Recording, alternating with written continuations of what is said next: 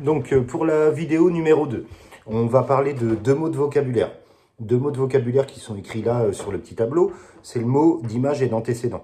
Alors si je reprends un petit peu rapidement ce que je disais tout à l'heure, donc une fonction c'est une machine qui, quand tu lui donnes un nombre de départ, te redonne un nombre d'arrivée.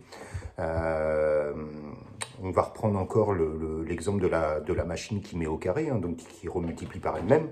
Hein. Donc si je mets les deux bulles, on a dit tout à l'heure, cette machine, si tu lui donnes comme nombre de départ le nombre 2, elle te renverra le nombre 4, puisque 2 fois 2, ça fait 4. Hein.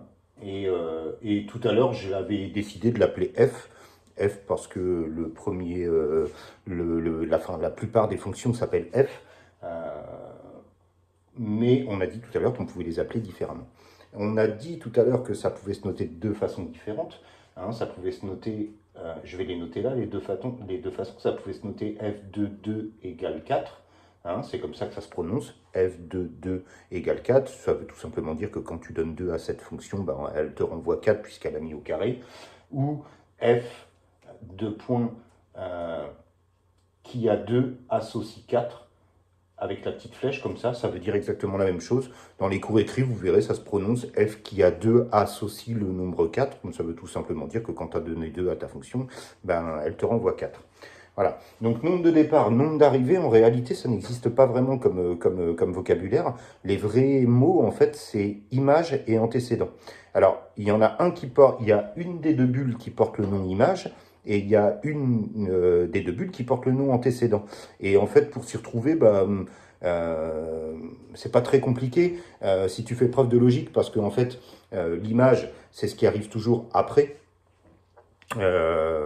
On va prendre par exemple, je sais pas, la prise d'une photo. La prise d'une photo, l'image n'arrive qu'après avoir appuyé sur le bouton qui te permet de prendre la photo.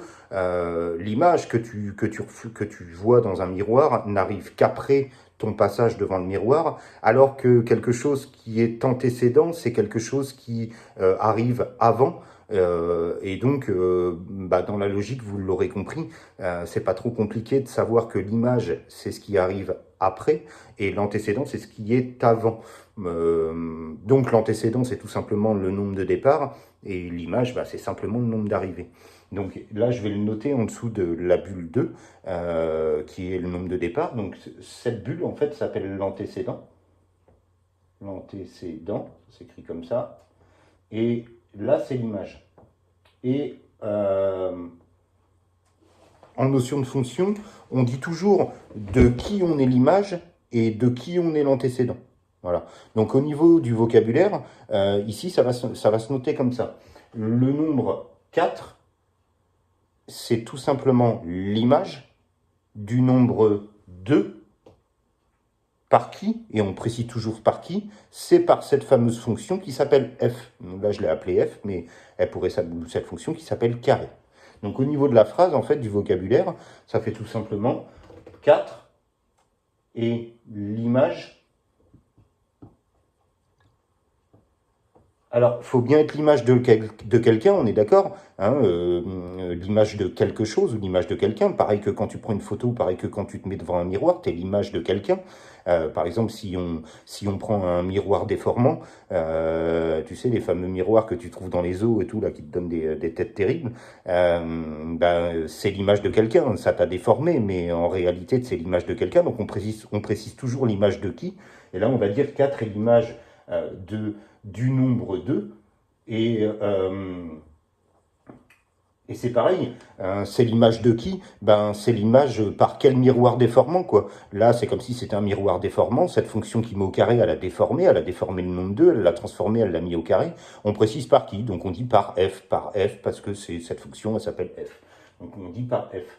Et en fait, au niveau de la phrase, cette phrase symbolise tout simplement le schéma qui est ici, et symbolise aussi les deux petits schémas qui sont là. Ici, par exemple, on voit que le nombre de départ, c'est 2, on voit que la fonction, elle s'appelle f, et on voit que le résultat, ça donne 4. Ben là, je vois que 4, c'est l'image, parce que c'est le résultat, du nombre 2, et on voit par qui, puisque la petite lettre qui est là symbolise le nom de la fonction, on voit que c'est par la fonction f. Et là aussi, on voit 4 et l'image de qui et l'image de 2 par la fonction qui s'appelle f. Donc c'est juste une histoire de notation et de langage nouveau, de vocabulaire, quoi. Hein. Et on peut le dire aussi dans le sens inverse, du coup, parce qu'on peut le parler aussi avec l'antécédent. Hein. Alors, 2, si je pars de là, je vais dire 2, c'est qui? Ben, c'est tout simplement l'antécédent. L'antécédent.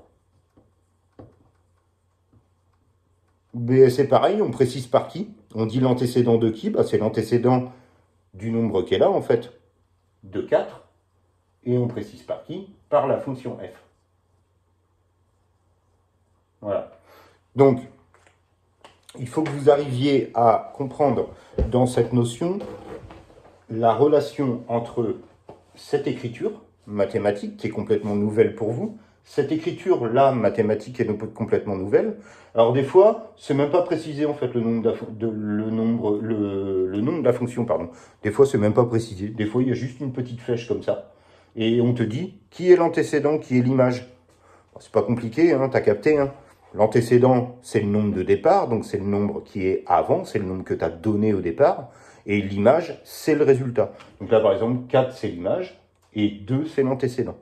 Mais si tu peux préciser, parce que dans ton exo, tu as le nom de la fonction, parce qu'on t'a donné la petite lettre qui t'indique qui est la fonction, bah dans ta phrase, tu vas pouvoir préciser. Donc là, j'ai précisé 4 est l'image du nombre 2, 4, c'est l'image, et 2, c'est l'antécédent.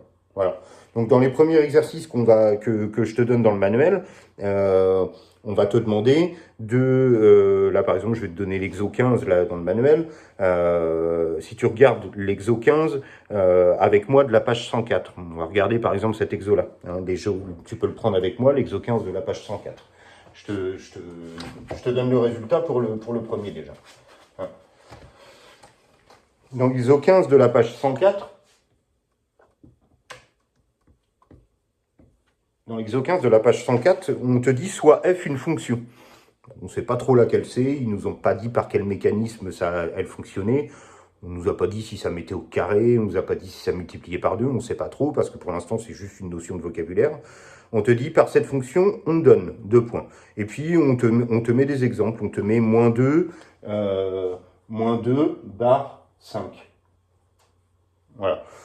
Et puis, il y a plein d'autres exemples. Et dans la première question, par exemple, on te dit quelle est l'image de moins 1 par la fonction f.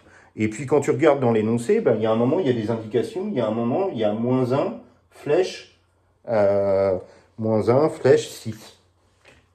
Alors, si tu as compris que l'image, c'est le résultat, c'est ce qu'il y a au bout de la flèche, c'est-à-dire une fois que la fonction s'est appliquée, alors que le nombre de départ, ça s'appelle l'antécédent, bah pour répondre à la première question, quelle est l'image de moins 1 par la fonction f, on voit dans l'énoncé que l'image de moins 1, c'est le nombre 6, puisque c'est le résultat une fois que la fonction s'est appliquée quand on lui a donné moins 1.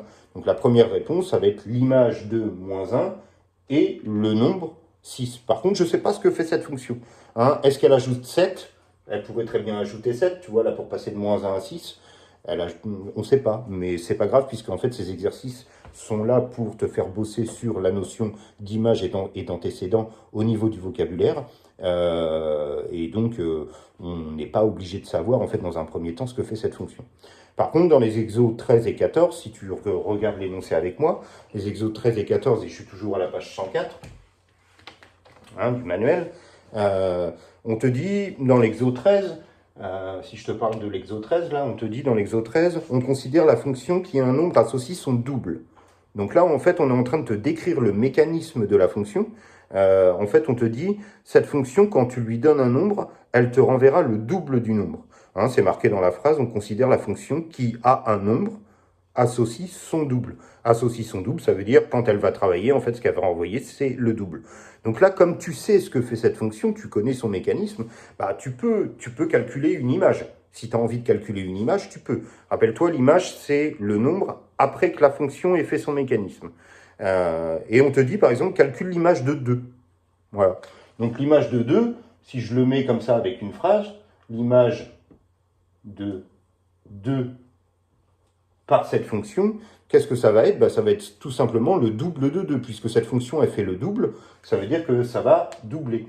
Donc, si tu donnes 2 à cette fonction, elle va te renvoyer le double. Et donc, bah, ici, elle va te renvoyer 4. Exactement, en fait, le même résultat que par la fonction qui met au carré pour le nombre 2. Par contre, pour le nombre 3, ça ne serait pas la même chose, puisque 3 doublé, ça fait 6, alors que 3 mis au carré, ça fait 9. Puisque 3 fois 3, ça fait 9. Donc là, par exemple, dans la première réponse de l'exo 13, bah, en fait, tu vas répondre l'image du nombre 2, c'est le nombre 4, parce que 2 fois 2 égale 4, tout simplement. Et puis tu vas fonctionner pareil. Pour l'exo 14, c'est la même façon. On te demande de calculer les images. Fais gaffe, dans l'exo 14, c'est la fonction qui met au carré cette fois-ci. On te précise la fonction qui met au carré.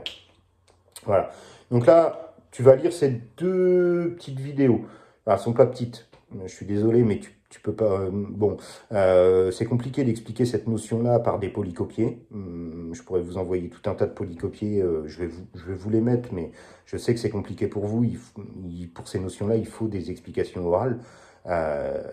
Si vous regardez juste ça, pardon, vous allez voir que la notion de fonction, qui est simplement une machine qui, quand un nombre renvoie un autre, que le nombre de départ, ça s'appelle l'antécédent, et que le nombre de droite, ça s'appelle l'image, et qu'on essaye de formuler des phrases au début juste pour comprendre le vocabulaire, tu vas voir que c'est pas si compliqué que ça. Donc là, je vais t'inviter à regarder les 2 vidéos que je t'ai mises sur ça, et puis à faire les 2-3 petits exos dans le manuel. Puis de toute façon, il va falloir que j'en repose d'autres, parce que le chapitre, il est quand même un petit peu long, et il y aura des choses qu'il faudra que tu regardes par les cours que je vais t'envoyer par écrit dans le NT, et puis des petites vidéos. Par contre, les cours que je vais envoyer dans le NT, il y a des vidéos aussi qui sont intégrées à l'intérieur d'Yvon Monca.